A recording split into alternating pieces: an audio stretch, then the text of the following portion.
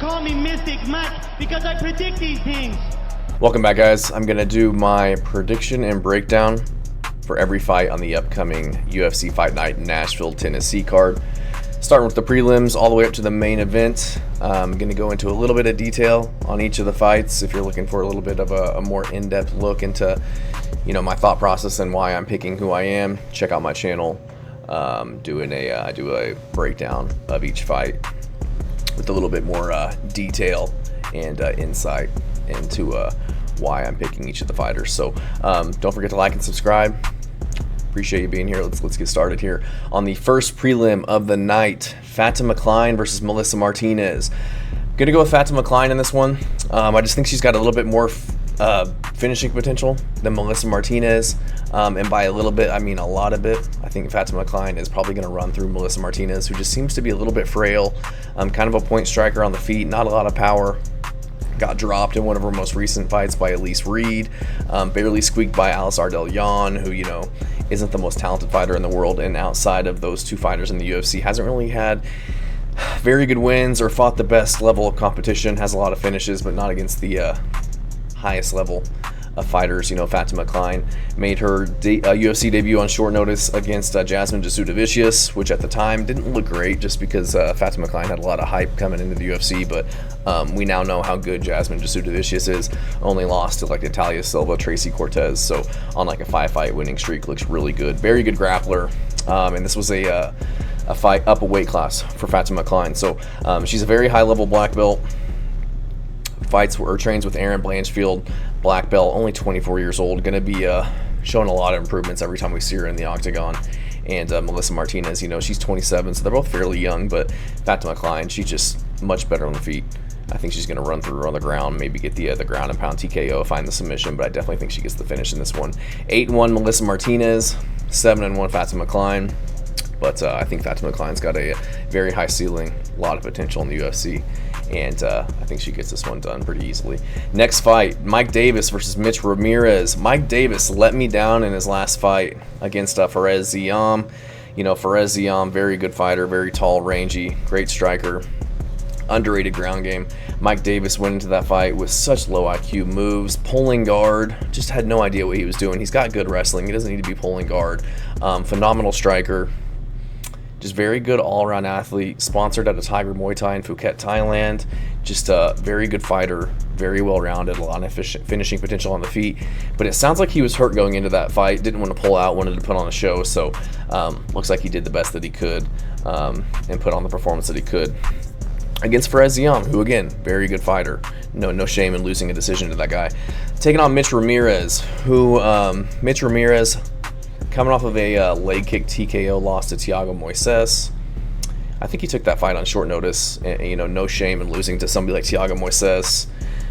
Before that, lost to Carlos Prates on the Contender Series by knockout. Again, no shame in these losses. I think Mitch Ramirez is a tough dude. I think he's good. I just don't think he's the level of good of Mike Davis, who grew up wrestling, high-level striker. He's got more ways to win this fight than Mitch Ramirez. And I think he gets this one done. I think he's a huge favorite too. Last time I checked, Mitch Ramirez is plus 600. Mike Davis minus 900. I think he was minus 1100 last time I checked. So I think Mike Davis gets this one done. I don't know if he gets the finish.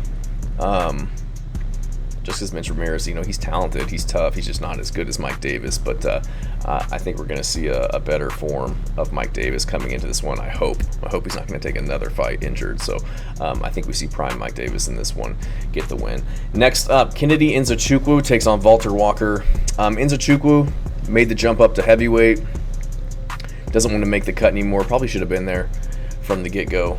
He's like 6'5". What is he? 6'5", taking on Valter Walker, who's also pretty big, 6'6". Valter Walker is the brother of Johnny Walker. Completely opposite styles, though. Johnny Walker, more of a striker, very explosive, athletic guy. Valter Walker kind of looks lost on the feet at times. And I think he's going to get chinned by Kennedy Nzechukwu in this one. I think he's going to be desperately looking to get it to the ground. Kennedy Nzechukwu is a big, strong, athletic dude, 81% takedown defense. I think he's going to stuff takedowns and spark Valter Walker and get him out of there within the distance. Valter Walker, he beats guys like Justin Tafa's, the Lucas Burskis. No, he lost to Lucas Bursky, which is even worse. But, he beats Junor Tafa, beats Dontel Mays, Alex Nicholson. Like, he's beating bottom of the barrel heavyweights. Kennedy Nzechukwu is a high-level light heavyweight moving up. And I think he's going to put the weight class on notice. He beat Lucas Bursky, Chris Barnett. Not the best wins at heavyweight so far. But I think he gets Valter Walker out of there, and we start seeing him take on some legit guys, as few of them as there are in the UFC's heavyweight division. And I think he gets this one done. I think he knocks out Valter Walker, who, doesn't look the best on the feet. And I think that he's going to look sloppy, be desperate to get the fight to the ground, and Nzechukwu is going to catch him in the process. Lauren Murphy takes on Eduarda Moura. Lauren Murphy, 40 years old, maybe 41, I think she is now. 41 years old, hasn't fought in 2.5 years, coming off of a loss to Jessica Andrade in 2023. Before that, beat Miesha Tate, who's like 1-3 in her last 4. And then before that, almost 4 years ago, lost to Valentina Shevchenko by ground and pound. Took her to the 4th round, but I think this is an easy win for Eduarda Moura. I think she's going to be the bigger, stronger fighter. Obviously younger. Eduarda Moura is I think she's 15 years younger than Lauren Murphy. No, she's not. She's 31, so she'll be 10 years younger than Lauren Murphy. I think she's better on the ground. She's got a good right hand. We saw her tagging Veronica Hardy with getting her takedowns in that fight in her last outing, and Veronica Hardy's pretty good. And I think she's going to do the same to Lauren Murphy. You're going to put her on notice on the feet, get her takedowns, beat her up on the ground, work her along the cage. Not sure he gets I'm not sure if she gets the finish, just because Lauren Murphy's pretty tough, but I think Eduarda Moura uses her positional control, ground and pound submission attempts. I think she can get her out of there by submission, if not get the decision win in this one. So I think this is a layup fight for Eduarda Moura. Next up, Jake Matthews versus Chidi Njokuani. This one is very close, and I thought this one was very close. I looked at the odds. It's near evens. Jake Matthews, he's been in the UFC since he was 19 years old, coming off the Ultimate Fighter. Almost his entire career has been in the UFC, fighting, the who's who of the division.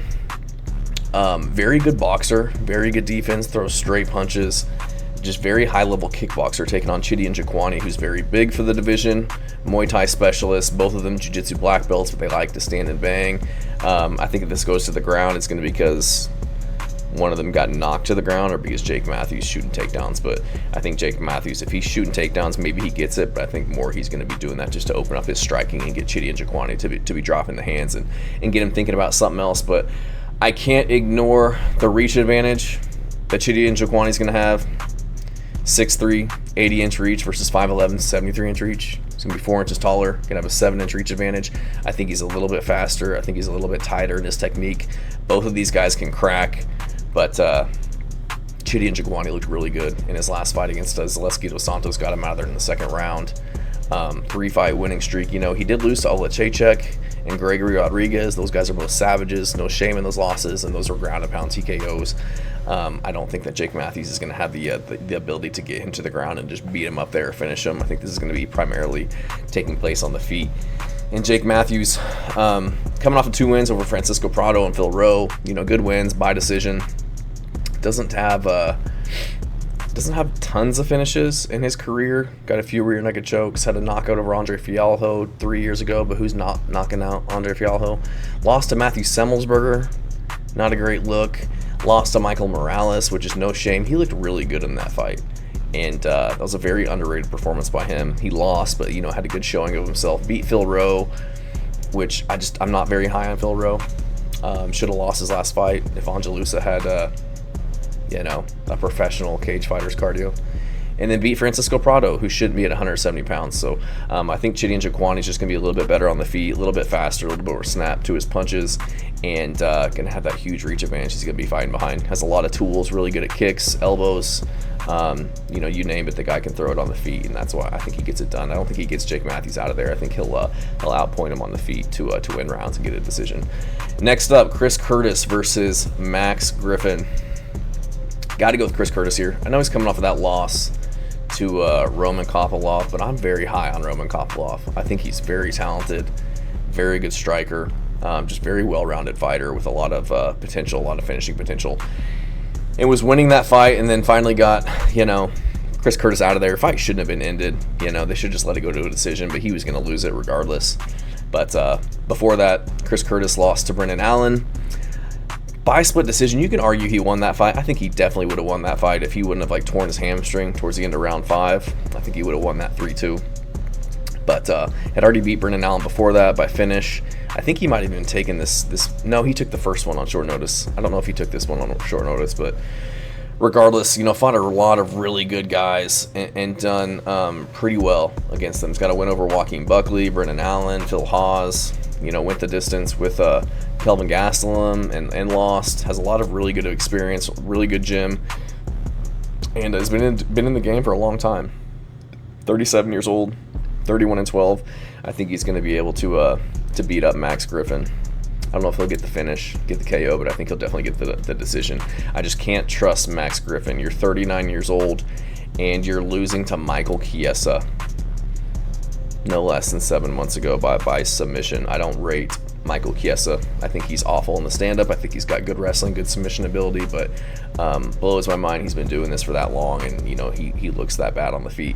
I think Chris Curtis stuffs Michael Chiesa's takedowns and knocks him out on the feet, and that's why I'm going to go with Chris Curtis. I just think he's better. I think he's more powerful, stronger, more athletic, great takedown defense. He's going to keep this on the feet and beat up Max Griffin with his striking en route to a KO or decision win. Next up, first fight on the main card, Junor Tafa versus Tuco Tokkos. This is, I understand why they're opening up the main card with this one. You know, this will be a banger. This will be fun while it lasts. You know, Tuco Tokkos at times looks lost on the feet, so I imagine he's going to be desperately looking to get this fight to the ground against Junor Tafa, which I think he can. I think he can get takedowns. He got takedowns in his fight against Navajo Sterling, who, again, I think is very overrated, but just kind of looked lost in there against Navajo Sterling. I think it's going to be the same case with Junor Tafa. The question is, can Junor Tafa keep it on the feet and land his strikes before Tuco Tokkos takes him down and controls him, or can he knock him out before he completely gasses? Because that's what Junor Tafa likes to do. Maybe he'll have a little bit more cardio, considering he's coming from heavyweight down to light heavyweight. Maybe he's taking his career seriously, and he's actually, you know, hitting the bag a few times and, you know, getting a little bit of some lungs on him, I should say, because in his last fight against Sean Sharaf, who was 4-0, took the fight on 4 days' notice, he had better cardio than Justin Tafa, and it was looking not great for Justin Tafa before he got the KO. They were both exhausted, and he ended up getting the win. But before that, lost to Valter Walker again, got taken down, got heel hooked, went up and slapped Valter Walker after the fight, which is just kind of a punk move. Lost to DeLima before that by leg kicks, but he took that fight on like 24 hours notice. I think his brother Justin Tafa had to pull out for whatever reason. He stepped up, took the fight on a day's notice. Kudos to him. But before that, beat Parker Porter, lost to Muhammad Usman, so very 50-50. What are the odds here? He's minus 180, which I agree with that, because I think there's a very good chance. There's a very good chance that Junor Tafa cracks Tuco Tokkos and gets him out of there. But there's also a very good chance that Tuco Tokkos gets his takedowns en route to a decision win, a ground and pound TKO win, where Junor Tafa is just gassed and fat, laying on his back, and gets TKO'd. So I'm going to go with Tafa by KO, but I'm not going to be the least bit surprised if he gasses and looks awful, or gets taken down and just smothered the entire fight en route to a decision loss against Tuco Tokkos. Vitor PEtrino taking on Austen Lane. I think Vitor PEtrino sparks Austen Lane. You know, Austen Lane, he didn't look awful in his last fight against Mario Pinto. You know, he was pushing forward, throwing some good punches. I think he dropped Mario Pinto in the first round, but eventually got finished in the second round. Beat Rebellis Despain. Before that, was able to just get the takedowns on Despain, who looked like he had never wrestled a day in his life. Lost to Renato Diniz, lost to Justin Tafa. So Austen Lane, he's a big dude, 6'7", 260, 250 pounds. Gonna be the taller guy in this fight. Definitely has a puncher's chance, but Vitor PEtrino, he's going to be a little bit shorter at 6'2", with a 77.5-inch reach, but he was huge for light heavyweight, and I think he's going to carry that very well into heavyweight. He's going to be the more skilled guy, better movement, better striking, good grappling. I think he's going to be maybe a little bit smaller, but definitely going to be the more technical fighter, the better striker on the feet, and I think he's going to crack Austen Lane and get him out of there. Austen Lane's been chinny in the past, been knocked out 3 times in his last 4 fights, and doesn't really have any real good wins to hang his hat on. So I'm gonna go with Vitor PEtrino to get him out of there. Also has 3 losses on the regional scene. Lost to Greg Hardy by knockout, which is not a good look. So Vitor PEtrino is just on a different level. 27 years old, gonna be 10 years younger than him. Fought a lot better competition and done a lot better against them than I've seen Austen Lane perform. So Vitor PEtrino is going to get this one done. He's got to be a huge favorite. What is he? Minus 650. Yeah, so I would go with Vitor PEtrino getting the KO within the distance. Next up, Nate the Train Landwehr takes on Morgan Charrière. I picked Morgan Charrière in his last fight against Nathaniel Wood, and he just didn't look like the same guy that I had seen heading into that fight. I think he got dropped pretty badly in the first round, and after that just couldn't really get anything going. But I can excuse that. Nathaniel Wood is really good, very high level guy, and I still trust Morgan Charrière to get this one done. He's just much bigger, more athletic. He's younger. He's got a lot of potential on the feet. He's like a judo, luta libre black belt, jiu-jitsu purple belt, good cardio. I think he'll be able to withstand the pressure that's coming his way from Nate Landwehr, be able to defend the takedowns and get the better of him on the feet. Nate Landwehr in his last fight against Doo Ho Choi, I picked Doo Ho Choi. I thought he'd be a little bit better on the feet than him, and just kind of outclassed him the entire fight.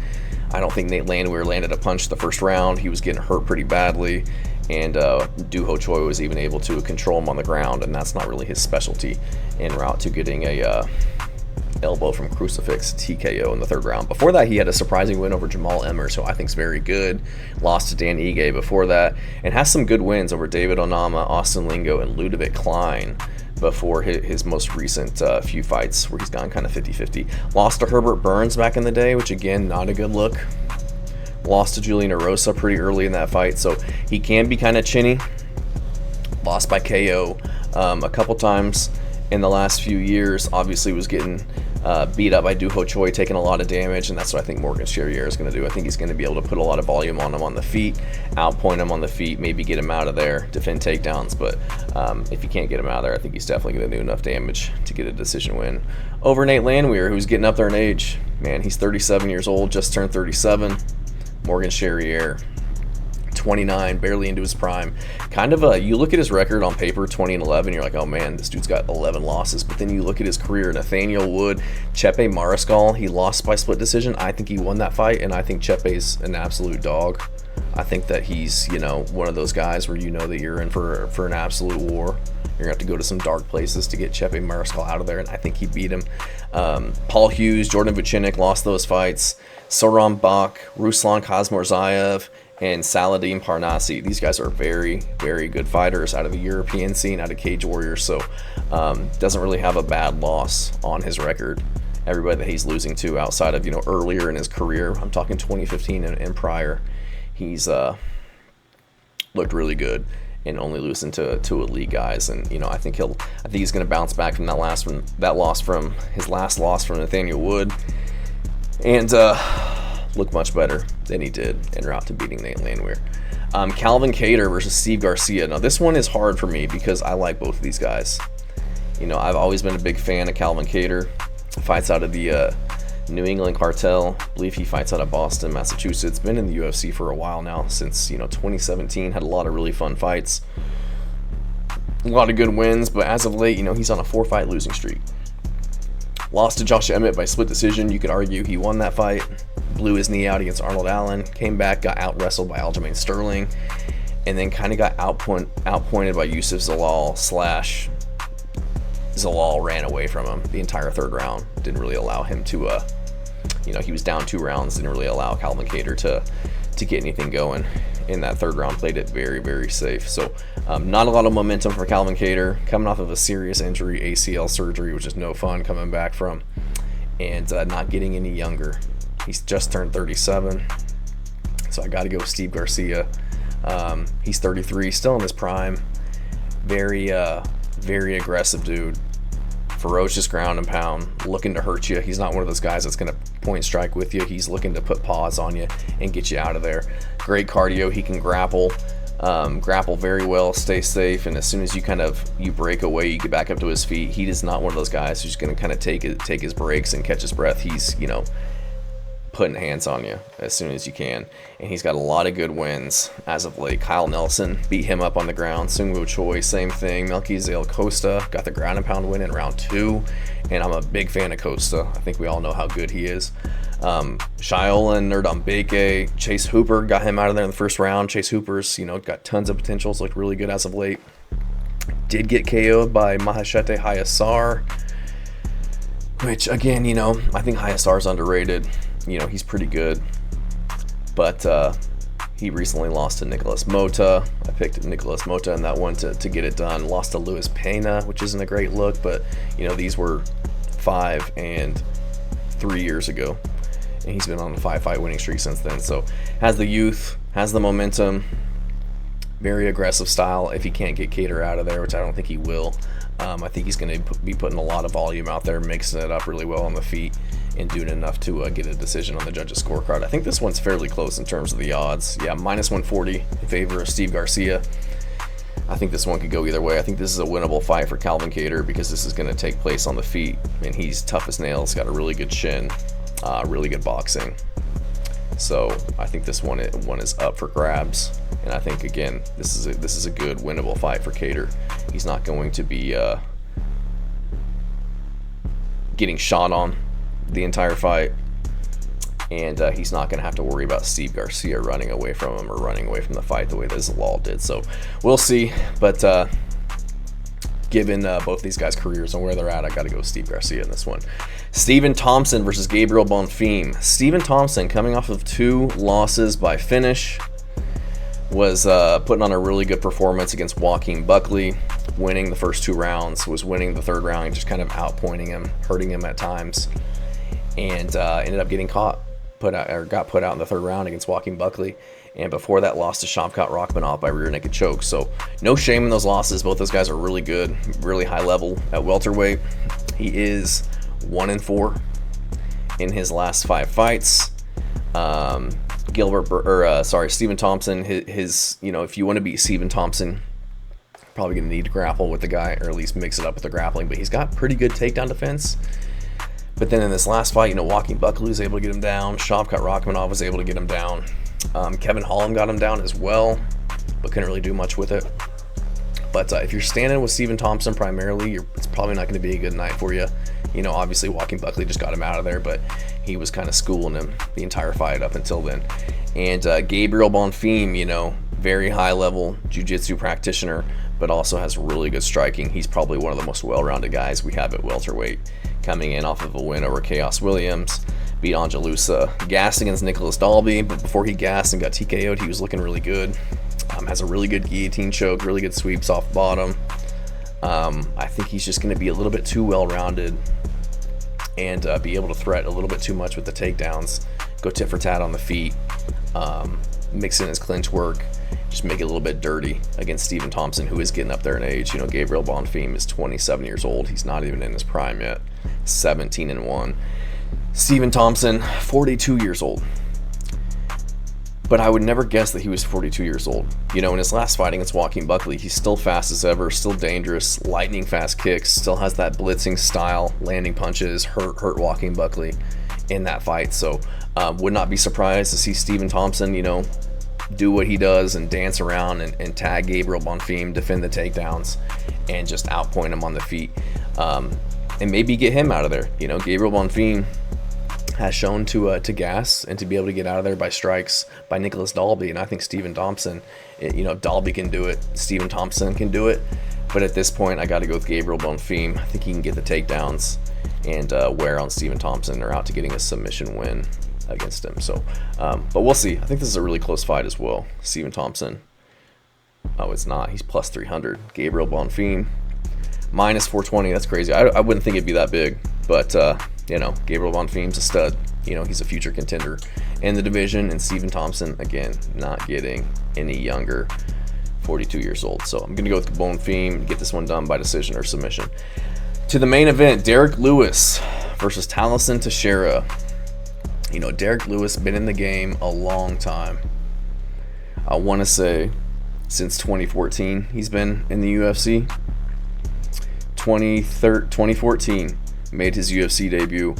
So he was like 29 years old. He's fought, the who's who at heavyweight, fought for the title. You name him, he's probably fought him. Fought a lot of guys, almost different eras in the sport. 2014 to present day, the Cyril Gons, Tai Tuivasas, Pavlovich's, Jailton Almeida's. Fought the best of the best. He's had really good performances, not so good performances, getting knocked out by Tai Tuivasa, Sergey Pavlovich getting tossed by Spivak and then arm triangle choked.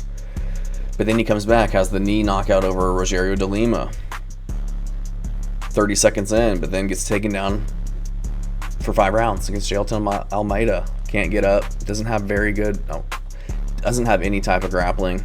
His grappling is, just using his size and strength to just stand up. He's not doing a technical get up by any means, not recovering guard, looking to sweep. A lot of times he will get flat on his back, and he's just so big, it's hard to really get any dominant position or get any really good offense off or go for an arm bar or anything, obviously. But his pathway to victory in this fight is to keep it on the feet. And the last fight he had with Rodrigo Nascimento was able to mix in a lot of grappling, was getting takedowns, looked really good, and he was supposed to fight Renato Diniz back in November, and I was going to pick him just because I thought he'd be able to work the clinch, work his takedowns, make it dirty against Renato Diniz, who tends to gas and get it done there, but that fight got canceled. So he's been out for a while now. He'll be out for 14 months taking this fight against Tallison Teixeira, which I'm going to go with Teixeira. I'm just wondering if it's a little bit too much too soon. We see that in the UFC where they like to give these young guys a big step up in competition too early. But maybe they see something in Tallison Teixeira that, I know he's talented, but I don't know how talented he is. We don't know. We know who Derrick Lewis is. We know he's a power puncher, big hooks, devastating on the feet. You get him to the ground, he's kind of a fish out of water. He can gas at times. Looks like his cardio's improved as of late. But Tallison Teixeira, he's a finisher. Never been out of the first round, I want to say. Yeah, all finishes by submission or KO within the first round. So it's crazy to me that he's going from Justin Tafa and Arthur Lopez to Derrick Lewis, a former title challenger, perennial contender in the UFC's heavyweight division for years now, and never been out of the first round. And now he's going to be in a 5-round fight against a grizzled vet in Derrick Lewis. But I think he gets it done. Derrick Lewis just hasn't really impressed me as of late. Nascimento, he just left, went over to the PFL, didn't look the best over there against, obviously not as good of guys. Lost to Oleg Popov. He's 1-3 in his last 4 anyways, and got dominated by Almeida on the ground. Beat Marcos Rogerio de Lima, but that was like a 33-second knockout. Who knows how that fight goes if he doesn't, I wouldn't say it's lucky, but, very fortunate that he landed that quick in, because de Lima is, a savage on the feet, good leg kicks, good grappling as well. And then lost 3 fights before that, getting beat by Tai Tuivasa, face plants, beat Chris Daukaus, but who's not beating Chris Daukaus? Lost to Cyril Gane, who's able to just kind of outpoint him on the feet and eventually get him out of there by hurting him. Beat Curtis Blades, it's got some decent wins, but I'm not very big on Curtis Blades. And outside of that, losing to Junior Dos Santos, Daniel Cormier, he does have some good wins, but just as of late, I can't trust him to show up and beat a young, hungry prospect like Tallison Teixeira. Derrick Lewis just turned 40 years old. He's taken a lot of damage. He's been KO'd, several times in his career. Tallison Teixeira got nothing but momentum, tons of finishing potential. Obviously huge for the division, 6'7" with an 83-inch reach versus Lewis, 6'3" with a 79-inch reach. So he's going to be 4 inches taller, have a 4-inch reach advantage. Started out martial arts doing jiu-jitsu at like 8 years old. So he's also a high-level black belt, as well as, being a very good striker and being very big for the division. But who knows if that's going to be enough to take out a crafty vet like Lewis. I think it is. I think he's going to come out fast, come out hard against Derrick Lewis, maybe mix up some takedowns into there, but he's got really effective leg kicks. We saw Derrick Lewis suffer against leg kicks against Cyril Gane, doesn't do a very good job of checking them, and you take out his legs, he's not going to be able to move very well, his cardio is going to go, he's going to lose some of his power. And I think Tallison Teixeira is going to get this one done. I think he can finish Derrick Lewis on the feet, just because I just don't trust Derrick Lewis at this point in his career. Kind of feel like he might just be showing up for a paycheck, but we'll see. 14 months out of the octagon, coming up against a guy who's, what is he, 25 years old, not even in his prime yet. Going to be making drastic improvements every time we see him, so I think he gets this one done against Derrick Lewis. The odds show minus 260 for him, which I would agree with. I think he gets it done, but I do see a world where he hits Derrick Lewis with everything he's got, and Derrick Lewis is still in his face, throwing bombs, defending takedowns, getting him into the deeper waters, the third round, the fourth round, and maybe Teixeira crumbles, because a lot of guys will fight 3-round fights. As soon as they get into the championship rounds, it's a completely different beast, it's a completely different game, and this dude hasn't even been to a second round before. So a lot of variables, a lot of questions that will be answered in this one, hopefully. And again, like I said, we don't know a lot about Tallison Teixeira. We know a lot about Derrick Lewis, but I'm assuming that Tallison Teixeira is who the UFC thinks he is, and he's going to get another finish in this one over Derrick Lewis. So let me know what you guys think. Appreciate you tuning in. Again, if you want a little bit more of an in-depth look into any of these fights, check out my channel. I got all of them broken down, do about 4, 5, 6 minute breakdown of the fights, and yeah, appreciate you watching. Thanks.